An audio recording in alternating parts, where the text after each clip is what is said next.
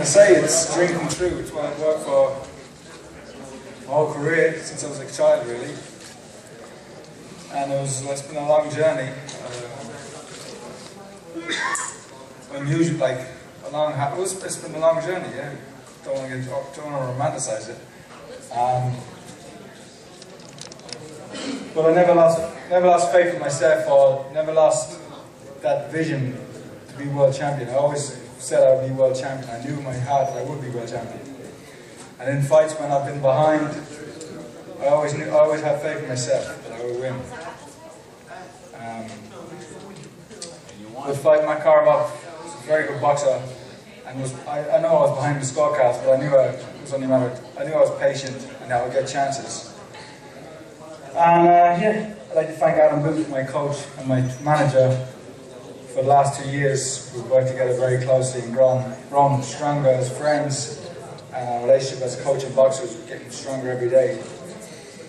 And I wouldn't be here without Adam. Without doubt, I wouldn't be here without Adam. And that fight tonight was dedicated to Emmanuel Stewart. It was an honour of him. All they did for me all the years.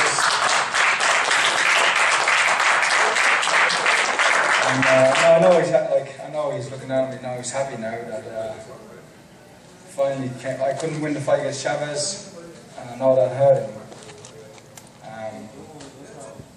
It was a big disappointment for both of us. But when he passed away, I said I was going to win a world championship. It made my resolve even more, maybe even more determined to win a world title after he passed away. And I did it today, so it's pretty good. That's a hat that a famous boxer once wore for a fight, and you kind of fought a little bit like that tonight. I'm just curious why you picked that hat. Just a tip. It's a tip of the hat to Matt Korobov. We watch all those fights, especially from that era, and we were top ranked being the promoter here in Las Vegas. It was just a nice little, give me a little edge, you know. Anyway. And then a second question to ask you is, your fight with John Jackson. I mean, you got the big knockout. You got the big knockout tonight. I mean, obviously there was controversy in the two fights ahead of yours. I mean, do you think that this is a way, for you now, a new type of Andy, a power puncher who's going to be able to start taking guys out? I can always punch, and I know that. I've always been able to punch, and not since I was a kid, but Emmanuel developed the power since when I turned professional. And I learned how to punch in the Cronk gym. And it's not something I want to rely on. I'll be an Toro Gatti style blood and guts fighter. I want to be a boxer. That's when I'm at my best, I'm a technical boxer. But I always know that if I'm in the trench or I'm behind, I always know I can punch and knock somebody out. Golovkin was sitting there watching you tonight. Is that a guy that you look at now that you have a belt to fight him? I'll fight anybody. I have no fear of any man out there. Hold on, please hold. We have a question over here. Andy, congratulations. I have a two-part question. So, you were down 50-45 after the fifth round on two scorecards. Did it seem at some point there was a sense of urgency for you at a certain point in the fight? And did it seem like deja vu compared to the Jackson fight in June to now? Did some sense of deja vu come into play in your head?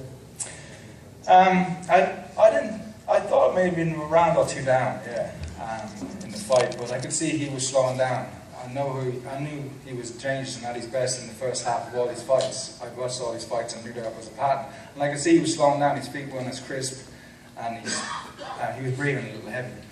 And I was picking up my activity. And we were exchanging shots, punches, and even the ones that were missing, we both knew there was serious intent on our punches. I felt his power, and he felt my power sometimes. And so he was cautious, and so was I. And that's why the fight was kind of fought at a slow pace for a while. But I knew it was only a matter of time before we trade.